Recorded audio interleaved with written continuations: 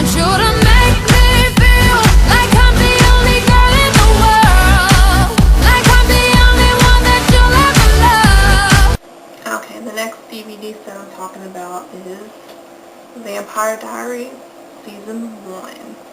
And here's the case it's in. And this one's also in a plastic hard case like the Glee DVD was, which I love, and I think they're starting to do that now. But yeah, you open it. It's great. See, this is the back of it and the front. And then you go on the inside. I think they have 6 discs in this one. See, it opens up, it's got a little booklet, and it describes like each episode. I love how they do that, where it talks about it, and then the bonus features talks about. So yeah, that's basically what the discs look like. Yeah. And there's also, on one of the discs, they have a bonus thing on there. It's an audio book, because you know the show was actually a book. Just like, kind of like the Twilight series, they have their own books. By I can't think of her name. I can't think of her name.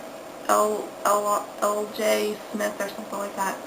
Anyways, I know I'm very bad. I got the books too. I read the first 2, but I haven't read the second 2, and they're getting ready to release a new one, and I haven't seen it yet. But anyways, the DVDs, I watched some of the extras on it already, for you guys. There's bloopers, and the bloopers are pretty funny. I love when they add the bloopers to certain DVD sets, season DVD sets, because I think it's pretty funny. Casting, I did just watch the casting thing, so I can talk about it. Then there's a Vampire 101, where they talk about the vampires, the rules of the vampire. They talk about, I haven't watched that, so. Then they have unaired, like, deleted scenes. Then they have a thing called When Vampires Don't Suck, the popularity of vampires and the fans who love them. So they have the fans talk about the show and the popularity of vampires and the different movies and stuff and TV shows that they've had with vampires. I haven't watched all of it, watched snippets of it. It's pretty interesting, but that was cool, so check it out.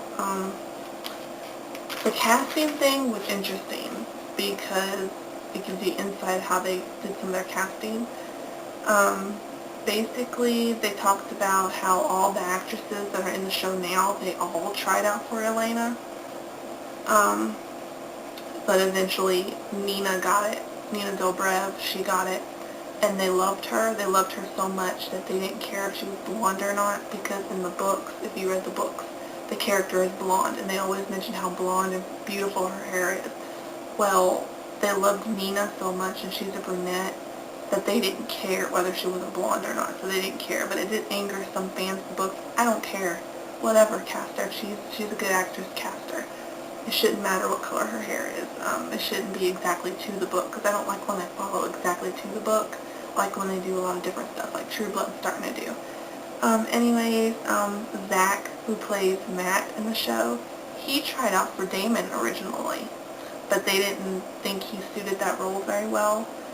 So then they thought maybe he can play Tyler, but then he said that didn't suit him. So he looked at the Matt character and really liked that, so that's how he got casted for that.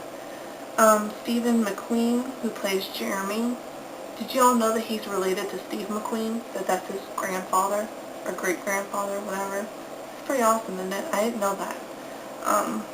I should have known by his name, but I guess I never paid attention to his name. But anyways, he originally tried out for Jeremy. But,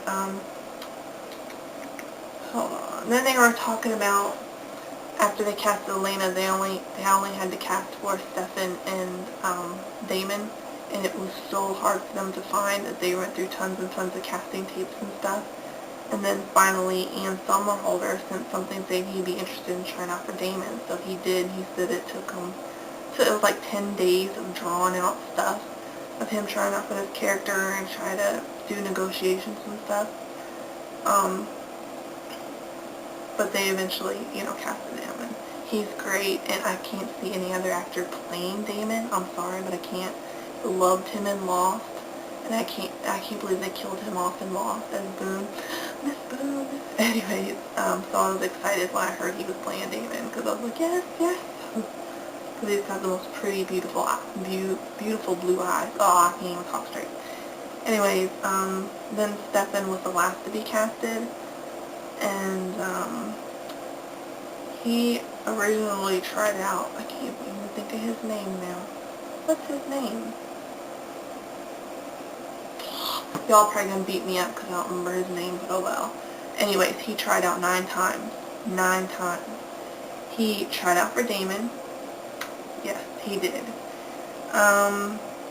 But eventually they liked him and they casted him. So, and they're happy with his audition. But anyways,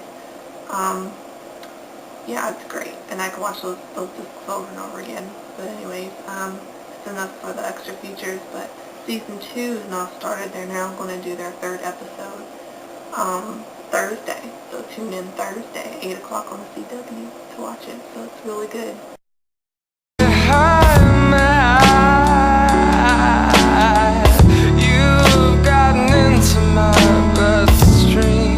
Okay, the last DVD set I'm going to talk about is Lost, the final season, season 6. And this is what I was talking about the fold-up ones. All their DVD sets are like that, which kind of aggravates me, because look how far it opens up. Ah. But yeah, there's 5 discs. The last disc has the special features on them, and it has the finale episode. But yeah, that's that in a nutshell. But I love how all their seasons, the first 3 seasons, the boxes were like that thick, and then the last 2 seasons, they were this thin. Look how thin it is. It's like cut in half, because when they did negotiations, they only negotiated to do 16 episodes each for the last 2 seasons. But I think this season has a little more, because around the time of the 5th season, they had to cut some of the episodes back because they had the writer's strike. So if y'all remember that. But anyways, yeah, well, basically there's tons of bonus features. There's the bloopers. The bloopers are always hilarious. Then they have deleted scenes, of course.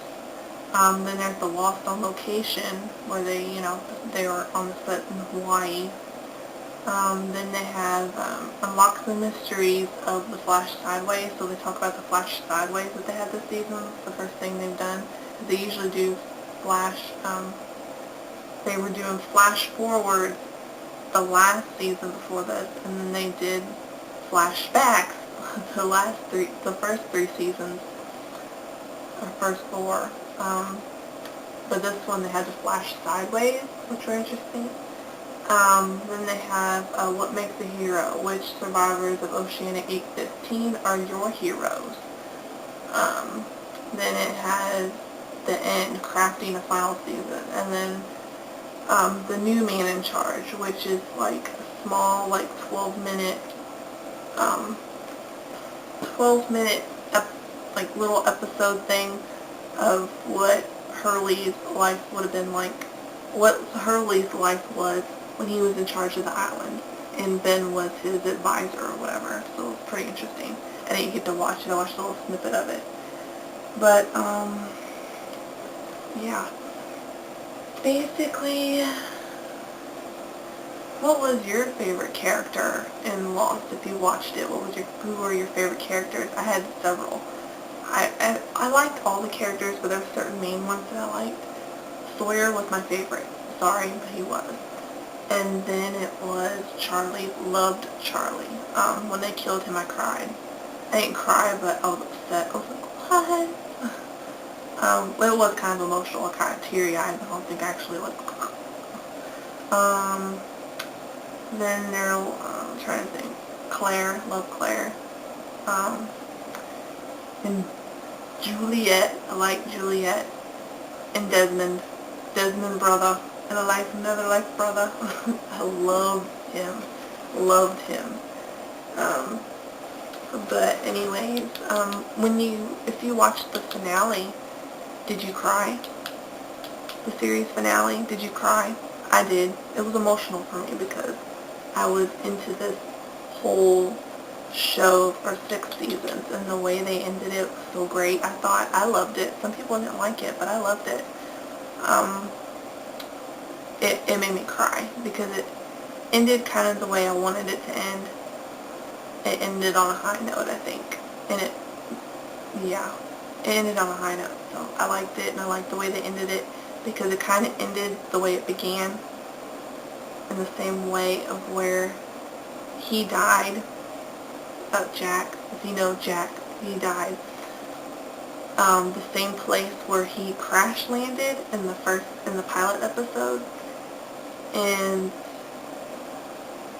yeah, looking up the sky and having Vincent, the golden lab, there with him, because that was the first thing he's seen in the pilot. Waking up was the golden lab, and the golden lab, Vincent, laid by his side when he died. So I thought that was a great ending, and he closed his eye at the end, and I was like, oh my god.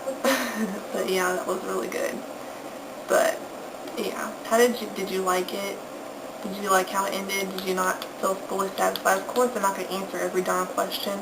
They had tons of questions, but I felt like I was satisfied enough to where I didn't need every little bit answered for me, because enough was answered for me that I was fulfilled.